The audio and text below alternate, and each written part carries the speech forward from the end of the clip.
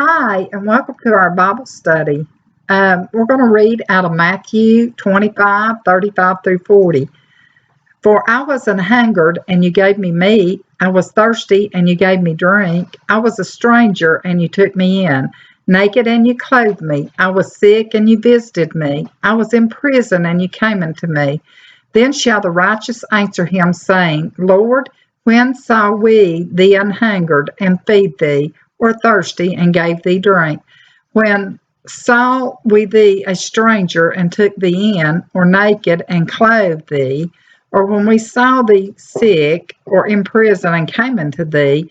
And the king shall answer and say unto them, Verily I say unto you, inasmuch as ye have done it unto one of the least of these, my brethren, you have done it unto me. Thank you, sweetie. Mm-hmm. So last year and last week, we'd been talking about being a Christian and how you have to just walk the walk. You have to live your life as Jesus would want to. So this week, we are going to look at one of the things that Jesus wanted us to practice, charity. And it's more than just writing a check to United Way. Yes. Charity is giving of yourself.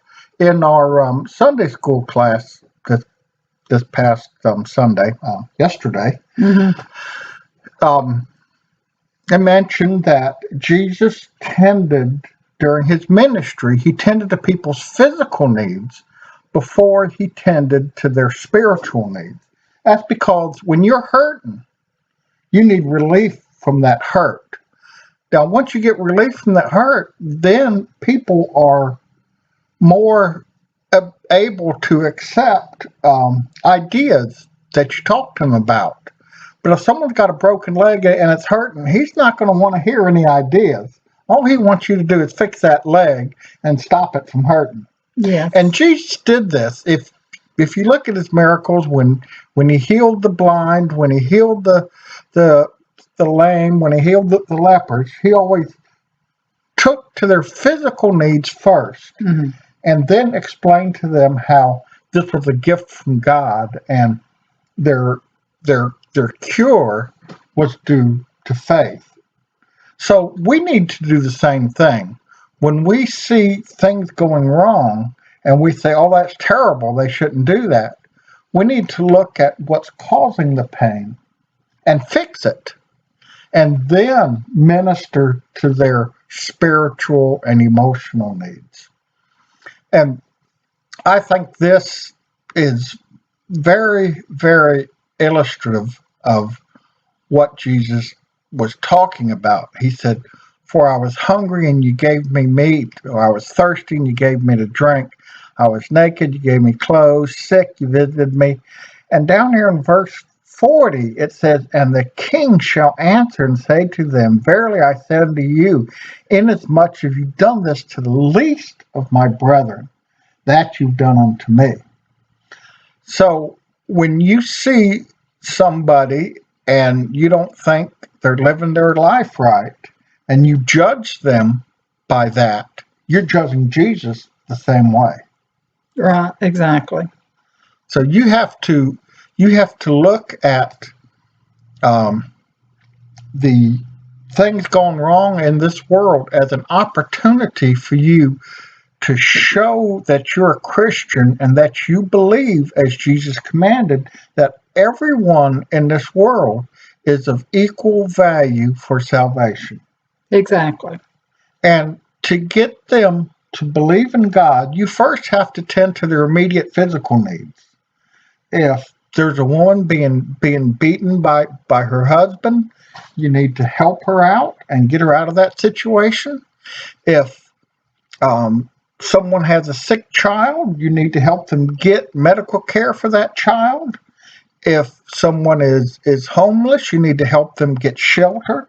Once you do that, then you can start ministering to their spiritual and emotional needs. And everybody won't accept it, but whether they accept it or not, it's not incumbent upon you to judge. You are just supposed to show them that grace that Jesus showed you when he forgave your sins and accepted you. Mm-hmm. That's true.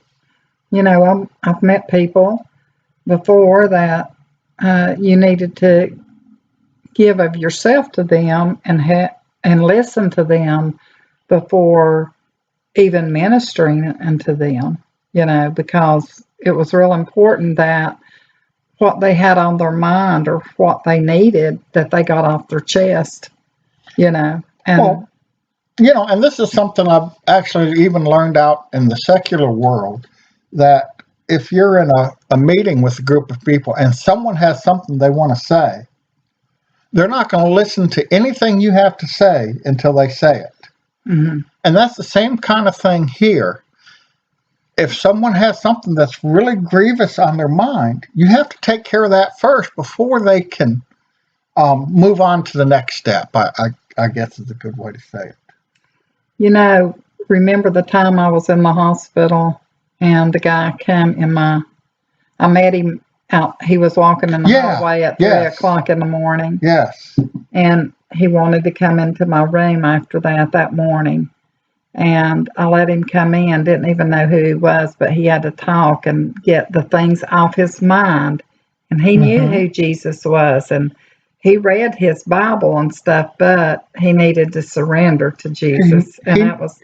He needed his needs ministered to. Yes. And then he can start accepting your teaching. Yes, and that's exactly, I let him talk and, ask him how he felt and different things like that. And that's what helped him so much. He come back in the room, didn't he, and give me a big hug before he left. And I've never seen that guy again. Yeah. Yeah. It's amazing the lives we touch just in our, and you knew about this guy and he talked to you.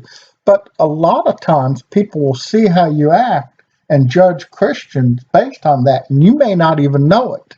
Right, exactly. You touch a lot of lives that you never see, and how you carry yourself as a Christian can go a long way to what they think of Christians and they're accepting Jesus. Right, exactly. So let's keep that in mind, and let's keep this in mind, and we're going to talk about this all week. Okay, sounds good. All right. Well, y'all have a good night, and we'll talk to you again tomorrow. Bye.